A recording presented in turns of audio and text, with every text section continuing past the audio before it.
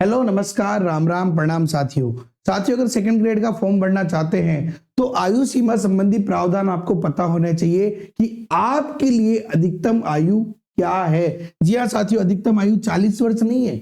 Official notification के आधार पे ये वीडियो पूरा देखने के बाद आराम से समझ में आ जाएगा कि आप फॉर्म भर सकते हैं या नहीं भर सकते हैं। इसलिए वीडियो को लास्ट तक देख लेना। बिना देर करे शुरू कर लेते हैं तैयारी जीत की। चलिए बात करते हैं यहाँ पे साथियों आयु सीमा संबंधी प्रावधान के बारे में। सिंपल सी एक एक पॉइंट अच्छे से समझेंगे। दिनांक 1/1/2026 यानी 1 जनवरी 2026 को न्यूनतम 18 वर्ष और अधिकतम 40 वर्ष से कम होनी चाहिए। यानी आपकी मिनिमम एज 18 होनी चाहिए, तो इसका तो कोई तोड़ ही नहीं है। 18 साल से अगर आप छोटे तो फॉर्म नहीं भर सकते।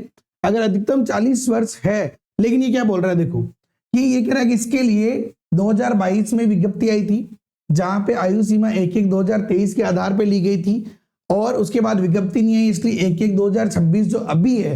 तो अगर कोई व्यक्ति 1/1/2026 को ओवरेज हो जाता है तो उसे आयु सीमा में 2 वर्ष की अतिरिक्त छूट दी होगी, एक्स्ट्रा। यानी कि 18 साल से लेके 42 साल जो है वो अधिकतम आयु सीमा कितनी रहेगी, 42।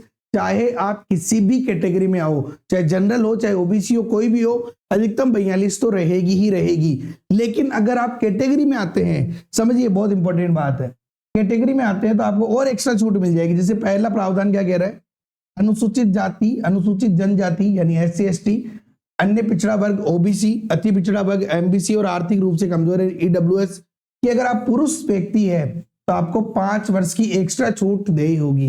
यानी 5 साल एक्स्ट्रा हो जाएगा, 42 + 5 43 साल हो जाएगी। अगर इन्हीं कैटेगरीज की अगर आप महिला कैंडिडेट है तो आपको 10 वर्ष की एक्स्ट्रा छूट दी होगी, यानी कि 52 साल अधिकतम हो जाएगी। इसके बाद हम बात करें, अगर आप सामान्य वर्ग यानी जनरल कैटेगरी की महिला है तो 5 वर्ष की छूट दी होगी। और अगर विडो या फिर तलाकशुदा में आते हैं तो कोई आयु सीमा ही नहीं है, यानी 60 साल के भी आप होने वाले हैं तो भी आप एग्जाम दे सकते हैं। इसके अलावा ये कैदी से संबंधित वाला है और भूतपूर्व कैदी का है, ये NCC वाला है जो 3 साल के लिए है। इसके अलावा ये पंचायत समिति या परिषद के सदस्यों के लिए है, कमिश्नर के लिए है। इसके अलावा ये देखो ये कह रहा है, इस सेवा के किसी पद पर अस्थायी नियुक्त व्यक्ति। अब मान लो कोई अस्थायी नियुक्त व्यक्ति है, अगर वो जिस समय उसने ज्वाइन किया था यहाँ पे इस पद हेतु, उस समय अगर वो ओवरेज नहीं था तो आज भी ओवरेज नहीं माना जाएगा, चाहे वो 55 साल का हो जाए। इसके अलावा साथियों जो भूतपूर्व सैनिक है उनके लिए प्रावधान है कि 15 वर्ष की छूट दे है या अधिकतम 50 वर्ष, जो भी अगर आप इस कैटेगरी में आते हो। दिव्यांगजन के बारे में बात करें अपन, राजस्थान के दिव्यांगजन अधिकार अधिनियम के अनुसार निःशक्त व्यक्तियों के लिए ऊपरी आयु उल्लेखित सीमा में 5 वर्ष की छूट दी होगी, 5 वर्ष की छूट दी होगी।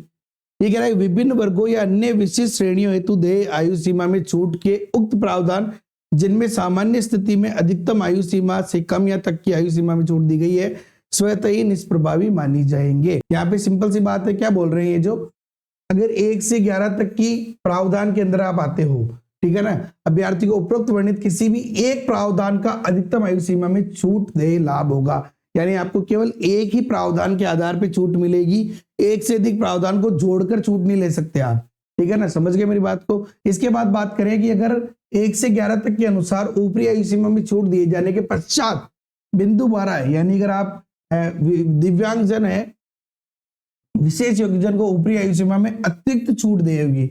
यानी अगर दिव्यांगजन है तो दिव्यांगजन को तो 5 साल एक्स्ट्रा छूट है ही है, पहले की छूट प्लस 5 साल एक्स्ट्रा है, ये चीज समझ लेना।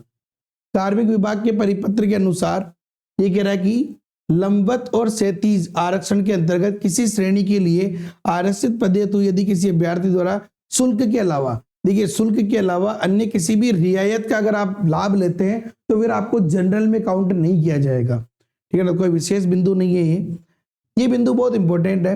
राजस्थान सेवा नियम के अनुसार सरकारी कर्मचारी हेतु सेवानिवृत्ति की आयु 60 वर्ष निर्धारित है। तो आप जब भी नियुक्ति हो उस समय 60 साल से ज्यादा नहीं होना चाहिए।